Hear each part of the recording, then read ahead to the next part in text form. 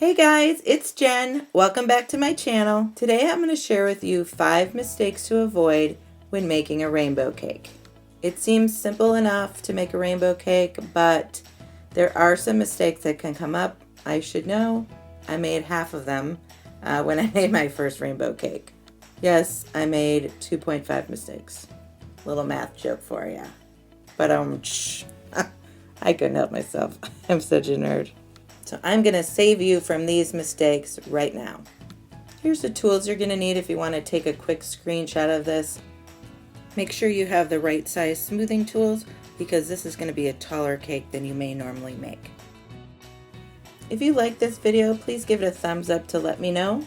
If you'd like to learn how to bake and decorate more cakes and sweets, start now by subscribing and clicking the bell so you receive notifications every time I post a new video. All right, let's avoid some mistakes. Let's do this.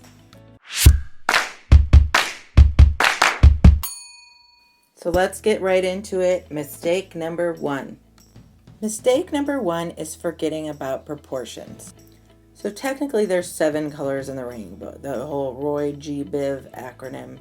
Red, orange, yellow, green, blue, indigo, and violet. Unless you're making this cake for a science teacher or something, I just take the indigo and violet and say, let's just do 1 layer of purple. And a lot of people do that. So we've got 6 layers, red, orange, yellow, green, blue, purple. So this is going to be a tall cake.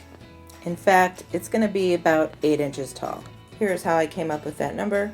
We're going to trim all of our cakes to about 1 inch thick so they are all the same width so they look nice, and it also helps us control how tall the cake gets. We trim them also so the colors look pretty by getting rid of the browned outside. So if you have an 8-inch tall cake and you use 6-inch round cake layers, you're going to end up with a very tall, skinny cake. So if you want your cake to look like a normal cake, you're going to want to do at least 8 inches so your cake is 8 by 8. And if you want to play it safe, I would do 10-inch round cake layers.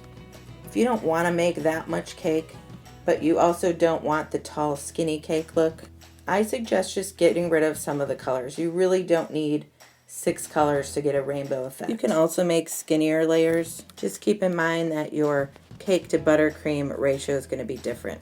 I'm going to make a 6-inch round 6-layer cake so you can see just how tall and skinny it would look.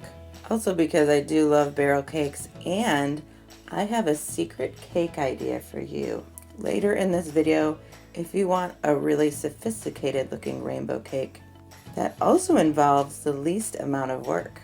I'm going to be using my white velvet cake recipe in this video. White cake is when you just use the egg whites for baking. I like using white cakes for rainbow cakes because the batter is really white, so the colors are the most vibrant they can be. I have a lot of different white cake recipes if you want to check out my channel, and I will put a link in the description below to the recipe I am using in this video. Make sure you only make 1 batch of batter at a time, which usually produces 2 cake pans worth of batter, because we don't want our batter sitting out too long before we bake it, so I'll just do 2 colors at a time. If you don't bake your batter right away, your cake could end up being dense. So once your batter's ready, separate it into 2 different bowls so you can color it. And this brings me to mistake number 2. Mistake number 2 is using liquid food coloring. So you have this amazing cake recipe that tastes so delicious, bakes really well. As you know, baking is a science, and if you add more liquids, it could mess up your cake recipe. So you should use gel-based coloring. It's a concentrated gel. Some say right on the container, gel, which is great. I love that. But some don't, like Wilton says, it calls it icing color, but that is a gel color. My favorite colors to use for rainbow cakes is what I like to call my rainbow pack. It's called Americolor Soft Gel Paste Food Color Electric Kit. It includes electric red, orange, yellow, green, blue, purple, and pink if you want to make a pastel rainbow cake as opposed to the traditional colors. They name these electric because they're super vibrant, which is awesome for a rainbow cake. I did add a little bit of Wilton No Taste Red icing color along with the electric red. because the electric red is red orange and I wanted more of a traditional red. So adding a little bit of the Wilton No Taste red helps make it more of a traditional red. But the electric red, I still add that too because it brings a lot of brightness to it. First I color it the electric red and get it to look like what it looks like on the bottle. And then I add the Wilton No Taste red until it's the color I like. The other reason why I like the AmeriColor pack is because sometimes food coloring can have a bitter taste, especially colors like red. And AmeriColor is really good about this. I never taste their gel color. All right, it's time for mistake number 3, which is overmixing or undermixing your batter. So you found a cake recipe with great directions so that you never overmix your batter. And overmixing batter can cause your cake to be dense and less tender. But now we're messing with the batter after it's complete by adding color. So what you're going to want to do is fold the batter. So how you do this is you gently and slowly run your spatula around the outside of your batter and then fold it over on top of itself, and just keep doing this over and over again until it's well mixed. At the same time, you don't want to undermix your colors. With batter, it's really what you see is what you get. So if you see a white streak in your batter, that's going to show up in your cake. And we're not going for a marbled look, so I like to use clear containers so I can really look and see where they're still white, which is usually way at the bottom.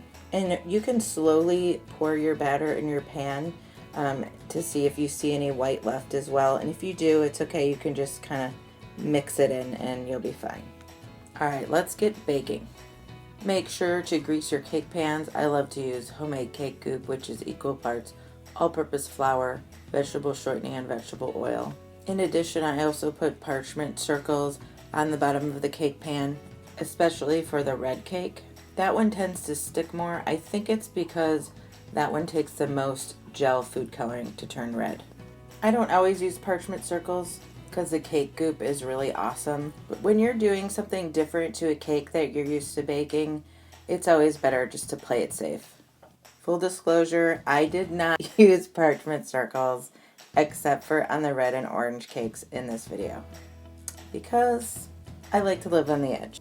Fill your pans half full with batter. I'm using 2-inch deep cake pans. And now we're gonna put these in the oven, which brings me to mistake number 4. Mistake number 4 is assuming that all of your cakes will finish baking at the same time. You could logically deduce that all these cakes are the same recipe, so shouldn't they bake at the same speed? Well, they don't. I'm not sure exactly why, but my guess is that it depends on how much food coloring you used in each one. The red cake did use the most gel food coloring, and it did take the longest to bake. I don't like over baking my cakes at all, not even for a second. So I'm a stickler with this. It just dries them out. All right, the cakes are done. Let them cool in the pan for 10 minutes before flipping them out. You can run a toothpick around the edge of the cake if you want to play it safe. Make sure it flips out of there, and then let them cool to room temperature. Then wrap them in plastic wrap and put them in the refrigerator for an hour, because chilled cakes are easier to trim. Don't do more than an hour though, because it'll start to dry out your cake. All right, they've chilled for an hour. Now trim your cakes. We're gonna start with the shortest one, and we're gonna trim them all so they're an inch tall. I like to start with trimming the top off first. First, making a guide with your knife around the entire cake. Then cutting off the top, and always in a circular motion. And the bottom and the sides of the cake, I like to call that skimming them instead of trimming them. They're such a nice shape, I don't like to ruin it, so I'm really just skimming off a very thin layer. If you'd like more detail on how to trim and level cakes, I have a great video on this. I will put the link in my video description below. And you can donate your cake scraps to your friends, family, strangers. I've never had anybody turn me down. Or you can make cake pops. They're not the best cake pops you could ever make, but they're still really delicious and really pretty. After they're trimmed, I like to wrap them, put them in a freezer Ziploc bag, and freeze them, because it's a lot easier to stack and crumb coat these cake layers frozen, especially this tall of a cake. Which brings us to mistake number 5. Mistake number 5 is accidentally reversing the order of your rainbow colors. So picture this, you're stacking your cake and you're like, okay, let's go through the colors of the rainbow. First red, then orange, then yellow, and so on. And then you finish your cake and realize your red is on the bottom where you wanted the red on the top. So I like to dummy proof this for myself. When I take my cake layers out of the freezer, I stack them on top of each other, starting with red, then orange, yellow, green, blue, purple. So then the purple is on the top of my stack, and I grab my cake layers from the top, so I will put them in the correct order, which is putting the purple down first so that the red ends up on top. And when you're stacking this, make sure you don't do too thick of frosting layers in between and try to get them around the same size. If you've been frosting cakes for a while, you probably automatically do this anyways. And make sure your cake is still level after each cake layer. Since this is such a tall cake, it could easily look like it's leaning if it's not level. Also make sure you push down and twist on every cake layer so that you get the air bubbles out of your frosting. Now normally we would put in dowels and another cake board, around the third layer up. We're not going to do this because we want those beautiful rainbow cake slices. Don't worry, as long as you stack it really well, you're going to be fine. You see how tall and skinny this cake is? Okay, and now we're going to crumb coat this and then put it in the refrigerator to chill for at least 20 minutes. I actually love how this rainbow cake looks crumb coated. You put a beautiful cake topper on top of it, and this makes a beautiful, sophisticated rainbow cake. And the best part is you automatically have rainbow stripes on the outside with no work. There won't be as much buttercream on the cake, but what I like to do with semi-naked cakes is serve buttercream on the side. I actually made this edible cake topper. It's actually really easy to make. I will put a link in the video description for the tutorial for this. All right, now that the cake has been in the refrigerator for at least 20 minutes, we're gonna take it out and frost it. I'm gonna frost this smooth, so I'm gonna use my 10-inch baker's blade, or you don't need a 10-inch baker's blade if you're gonna frost this rustic or with a horizontal line texture. I have tutorials on that if you haven't done this before. Again, I'll put links in my video description.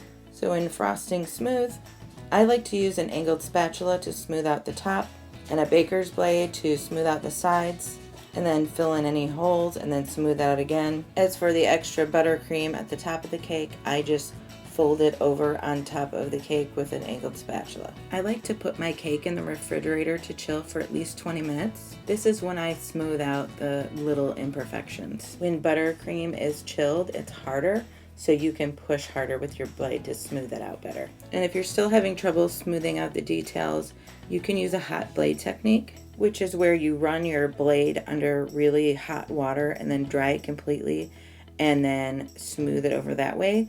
It's kind of like a Zamboni on an ice rink. It just smooths it right out. Just be careful it's not too hot for your frosting though, where it just melts right through it. If you need help smoothing out cakes, I have a link to a tutorial in the video description below. Okay, moment of truth. Let's slice into this cake.